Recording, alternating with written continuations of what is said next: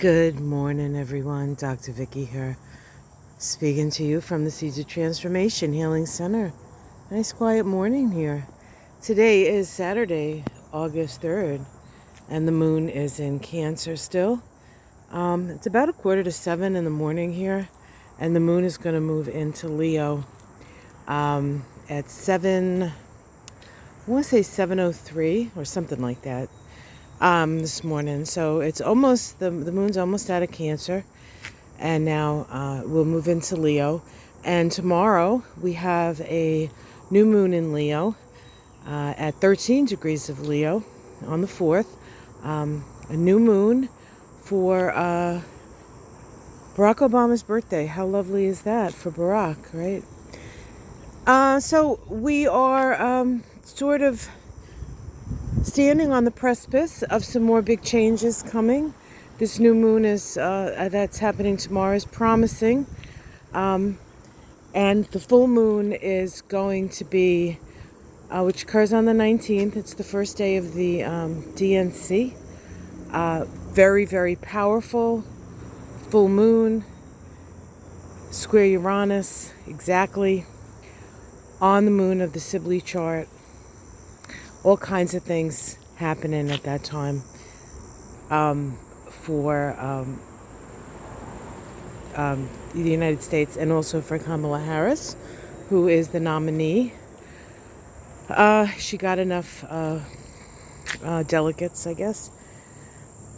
I might have said the wrong word, so excuse if I don't say the right words.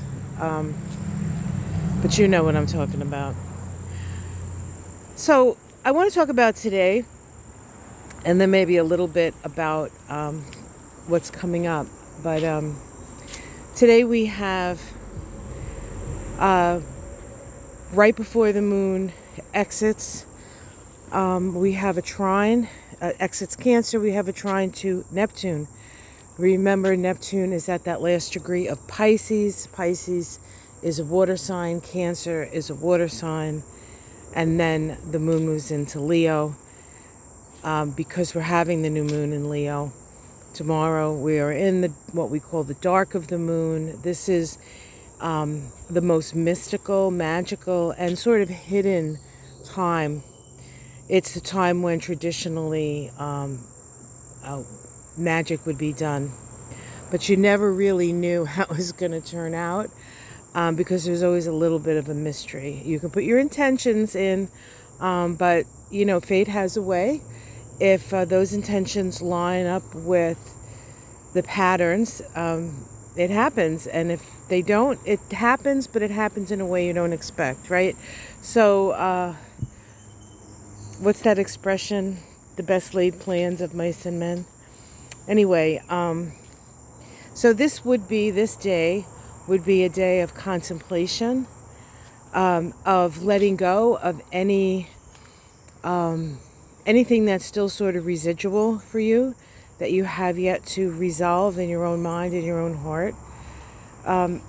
We have the trine to Neptune of the moon, and then once it moves into Leo, it makes an opposition to Pluto, because Pluto is in the first degree of Aquarius now. It's actually moving closer and closer to its re-entry at the beginning of September in Capricorn. So this, in its way, with Pluto in that first degree moving backwards into Capricorn, it's as if Pluto has one more thing to do with the energy of Capricorn. And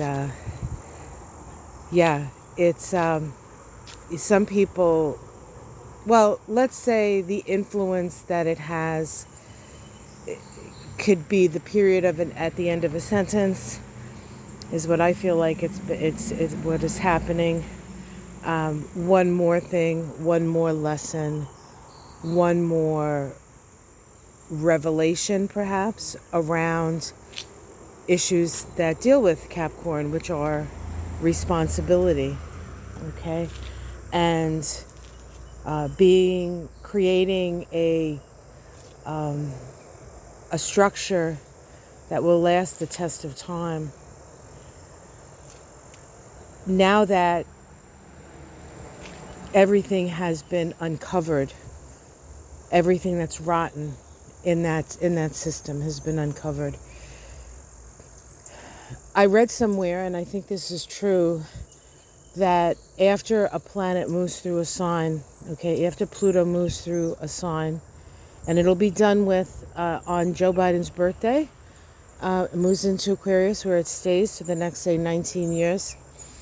But it's when the planet moves into the next sign that the things that were brought up in the Pluto through Capricorn, we work to fix it, resolve it, make it better. What has been exposed needs to be sort of reformed. So we have a lot of work ahead of us. And what I was saying to Ona last night when we were talking about, we had our Mystic Sisters. If you didn't check it out live, it's on YouTube. It's on my channel. You can check it out. We talked about a number of things. But there is this, let's see, what did I want to say about that? There was a point that has just left me. All right, let's continue. That happens to me. I lose my point often, but if it's meant to come back, it'll come back. This is a meandering journey through the garden, right?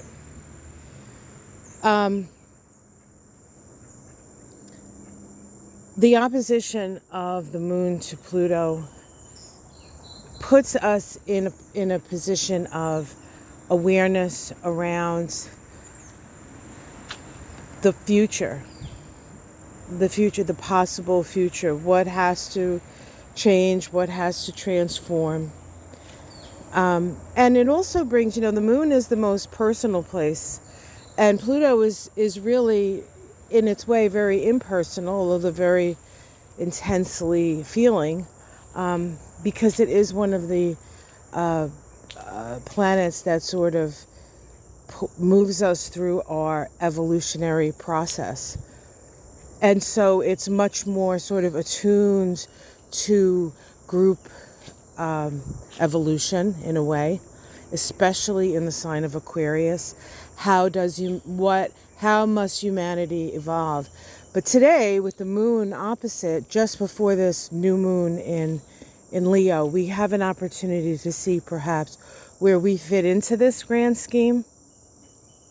And the moon in Leo is a sign that rules the heart in the human body. It's connected to the sun, our reason for living, our purpose in life, the focus of our, what sort of holds us together in a way, the gravitational field of the sun.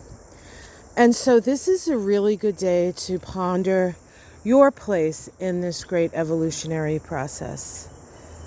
And then as we move on to this new moon, which is a very lovely new moon, we can put our intentions out there. We can put our intentions, and if you're still not exactly sure where that fits in the grand scheme of things, it really is what's in your heart. What's in your heart? What do you feel in your heart? What brings joy to your heart? One of the great, I think, Kamala Harris is sort of coming up and through this time and through this experience, almost like a superhero, honestly.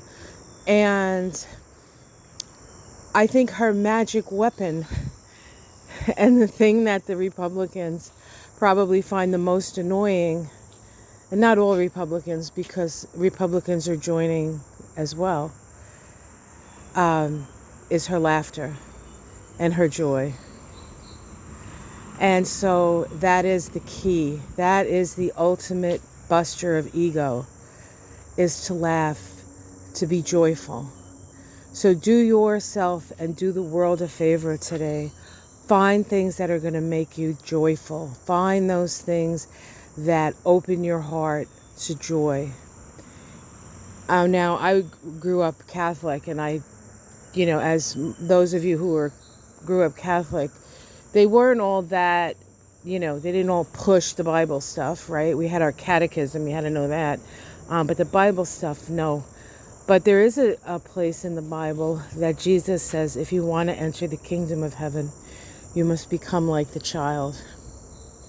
And that refers to, on the tree of life, Tiphareth, which is beauty, the center of the tree of life, connected to the heart chakra, the symbol of which is a six-pointed star, one of the symbols, six-pointed star. Also, the scales of justice symbolize that. That six-pointed star is actually in Kamala Harris's chart. And so when somebody like that, Barack Obama had it as well, as did Princess Diana, when the world's energy focuses on somebody with that kind of structure in their chart, it's as if we're all connecting with the heart. And there's so much power for hope, and after so much pain and suffering and this feeling that was never going to change, suddenly it's all turning around. And it's not Kamala as a person. It's kind of Kamala as an idea, or Kamala as a representation of the best in us. And so we don't need to run for president. She's doing it for us. Thank you very much, Kamala.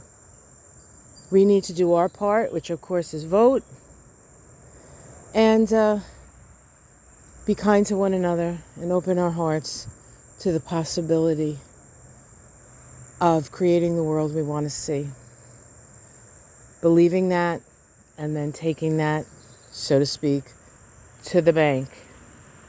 The future is exciting, a bit scary, but a necessity to go with the flow. And the flow says, love one another, be in joy. And as I'm saying this, I don't know if you could see, I don't know if you saw it or not, but there's a hummingbird, or was a hummingbird, floating around here. It was so tiny though, so it was hard to see. But yeah, be in the joy. What do you think, Charlie? You good with that? He's like, I'm good with that. I'm gonna just lick my leg now. Be like Charlie. Self-care. So just a couple of things before we go. These are blooming. Yeah, lots of flowers on this. So this is going to be blooming for a while. And then we also have this datura. I sent you guys a picture last night. These bloom in the at nighttime. So the picture I took, it was a little bit more open because it was nighttime. It's closing now. It's really hot. It's really muggy right now. It's just, the air is really thick. So, I don't know. They're having the Pan Mass Challenge here, which is a bike race. And it always goes past our house. So, we always have to get all our groceries before this happens because it's near impossible to get out of the driveway. But hopefully those people will be okay because the weather is going to be awful. Although I think we might get some rain that might be helpful for them. But yesterday was so freaking hot, in the 90s, and then with like almost 79% humidity. So it was hard to breathe. It was hard to do anything really. But we're in the dog days of summer, guys. All right, you guys take care. Have a great day. Stay cool or stay warm, depending on where you are, right? Be in your heart and imagine the world you want to see. Let your heart lead the way, and we shall see it. It shall come to pass. Much love, everyone, from me and Charlie and Apollo and Michael and all the fairies in the garden, of which there are many varied fairies. Oh, is that a fairy I just saw? Something just flew, something small just flew. We've had a plethora of what are those? Dragonflies. Year of the wood dragon. There's been dragonflies all over the garden. After a time when we hadn't seen too many. So I'm happy to say that the dragonfly population is repopulating the garden. All right, take care of yourselves, everyone, and much love. Namaste.